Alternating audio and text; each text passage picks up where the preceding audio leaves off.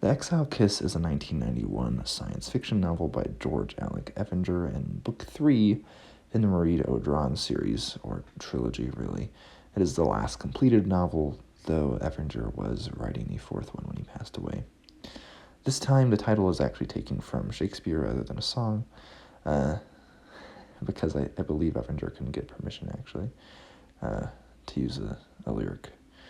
The first part tells us that Marid gets kidnapped, but we don't actually start there. The first line of the book tells us that, so it's not a spoiler, I promise. But first, before we get to that kidnapping, is his awkward relationship to Indahar and her kids. He's now married to her, and her kids are his children. Second is an invitation to the emir of the city, and to have a party with him. From there, we get some chapters about waking up in the desert and flashbacks leading up to this. Much of the book takes place outside of the city, actually, so we firstly get many people that don't feel like they're in sci-fi at all, but maybe a simpler pass. We get Bedouin characters. We also get character relations that seem to be the micro versions of happenings in the rest of the narrative. We get, tribe to city, for example, and among the Bedouin are Papa and Marid. They plot revenge.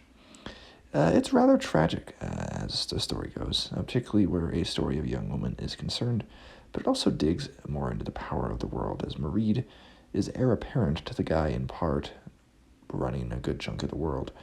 He's not a corporation himself, more like a gangster. And while Marid, in some sense, gains more of this power, he's still pretty much someone's slave. He's got very little free will in the whole thing. And though he does have better technological upgrades, it is cyberpunk after all, than most other people, he really loses his free will, right? He's in some ways gone what most people would consider up in the world, but in many ways he's gone down since the start of the first book. It has a great pace as well. It's kind of leisurely, but really exciting, I feel like, the whole time. There's not a huge payoff, but there never really is in these books.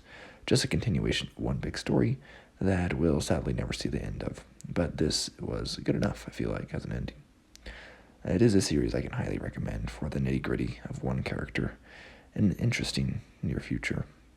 Liam from Liam's Lyceum. I'll catch you next time.